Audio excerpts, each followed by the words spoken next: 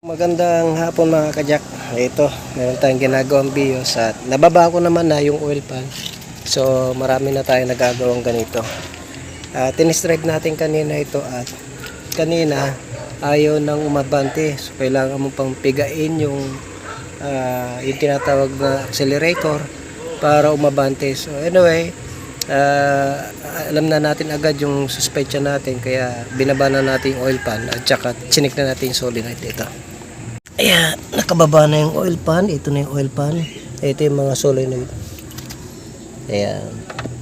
So sa pag-check, may mga vlog ako niyan pero pakita ko ulit mga kajak.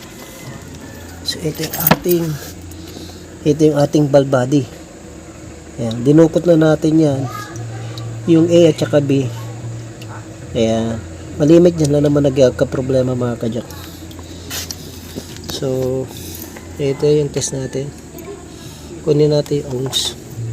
Supposedly yung ohms nito lalagay nyo sa isa sa ground. Ayan, tignan nyo maigi mga tsaka. Ayan, kita nyo yan. Tapos sundutin natin. So meron siyang 15 to 17. So malapit na rin tong sira. So supposedly 13 lang. Lagyan natin sa labas. So yan, checkin natin. Kita nyo mga kajak, 16, 15. So hindi na siya nagno-normalize. So 15. Then yung isa, ito ang suspecha natin, isa. Ayan. Wala na tayo makuha ng ohms. Ayan, wala na. So sira ito isa. So ito meron pa tayo nakukuha. 15. So pabigay na rin ito. Anyway, palitan natin. So ito na mga kajak, after natin malinisan yung isang solenoid, gumanda yung kanyang palo, no? Pero yung isa talagang sira na. I-check ulit natin mga kajak ha. Ito yung aking surplus na mga binebenta. Ito po ay good condition ito, magandang klase mga kajak. Tignan nyo ha. Ganito pag check muli, ayan, tignan natin yung ayan, naging 14 na siya. Kanina 15 pataas eh. Ito wala na talaga to mga kajak, sira na. So, ayan, wala na. Ito, ang ating ilalagay na isa, yun, good na good, 13.8. So, yan ang tamang ohms mga kajak. Ito yung difference mamaya. Kasi hindi ko na na-videohan eh, no? Yung paglagay natin sa drive, talagang hindi umabante, hindi umuusad yung sasakyan. Itong BIOS. Mamaya, pagka balik natin yan, okay na agad. So, yun lamang. Okay, linis na natin. Balik na natin yung magnet, yung dalawa. So nilinis na natin, yan, malinis na. Babalik na lang natin yan. Dahil malinis pa naman yung kanyang langis para hindi rin gagastos, no? Babalik na rin natin. So, ayan mga kajak, medyo ganabi tayo. Ayun. May-ari. Hello. Hello po mga kajak. Yun, daw. Magandang gabi po. So road test tayo. Kanina kasi pagka nilagay natin sa drive, so hindi umuusad ang sasakyan, matitest na natin ngayon. Safety first. Okay. Lagay muna natin bago tayo mag-drive, pakyatin natin langis sa paglalagay ng drive, reverse drive, yung ating stick. Okay, lagyan muna natin sa reverse. Ayan, para umakyat yung langis natin. Tapos neutral, tapos drive. So ramdam ko na agad na meron na agad siyang yung galit o yung tinatawag na pwersa. Kanuli natin. So, yan. Pag nagbaba tayo ng fluid, huwag tayong basta-basta aandar na agad. Masusunog yung mga clutch natin sa internal. So, pakitin muna natin langis papuntang torque converter para umikot na maayos. So, isa pa. Ayan. Yun. Ramdam ko na agad. Yun. Yeah. Okay. Kanina kasi hindi yan po forward.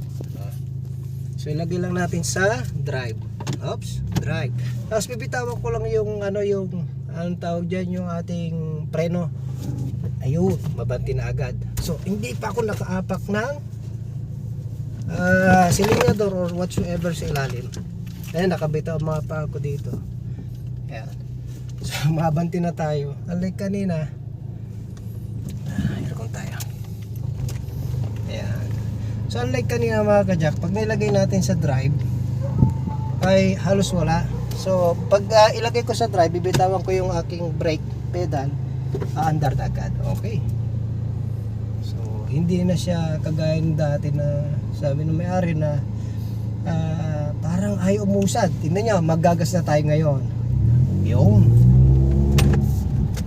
So dilim at malabo ang mata natin. Okay. Bilang tayo dahil may ginawa lang tayo. So kita nyo mga kadyak. So 100% yung ginawa natin ay good. Lagay uli natin sa reverse and then bitaw. Okay, wala pang silinyador yan. Now, ilagay din natin sa drive. Walang silinyador yan ha. Drive. Bibitawan ko lang yung brake pedal. Uusad siyang kusa. So yun ang problema ng mga solenoid na ayan. Tapos abanti na tayo. Yun, ganda na ulit. Anong problema? So mismo may-ari nakakaalam nito. At yung nagbibideo ay yung may-ari. Ngayon, pag dadriving ko, syempre yung may-ari para ma-feel niya na okay na yung sasakyan. Ako naman magbibideo. Ipapos, i-stop ko po muna. Mga kajak, ayan, yung may-ari magdadrive.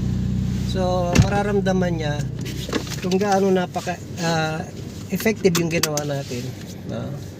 Sir Fritz. Okay. Hello po mga kajak. So ayan, mismo siya makakaramdam yan. Oo. Kasi kanina parang pagtapak sa accelerator, parang wala akong nangyayari.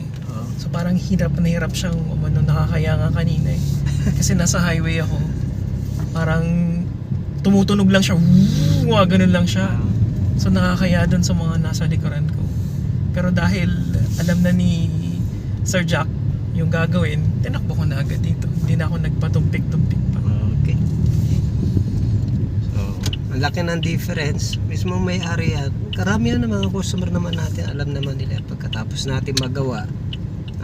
Ito ay walang check engine na mababasa. Yes. Hindi lumalabas yung check engine pero manually check tayo. Medyo familiar naman na tayo sa BIOS kaya medyo kabisado na tayo natin dyan yan. So okay na. May sasakyan ni Sir Fritz. Ayan si Sir Fritz. Okay. So sige, bomba ng konti. Okay. Ayos. Konting-konti lang ho yung tapak.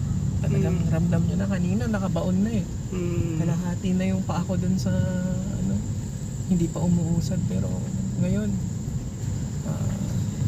konting tapak lang, umaandar na. Ganun ang gusto ko eh. Ayaw ko nung gusto ko unti-unti. Kaya sinabi ko kay Sir Jack eh. Kaya alam naman ni Sir Jack kung ano yung gusto ko. Matagal na rin akong pupunta rito kay Sir Jack at siya ang aking mekaniko. So, okay. Okay, Sir Fritz, okay. Sasakyan ni Sir Fritz at ginabi lang tayo. Okay, medyo late na rin kasi siya dumating pero at least na ayos naman natin agad. Okay, God bless.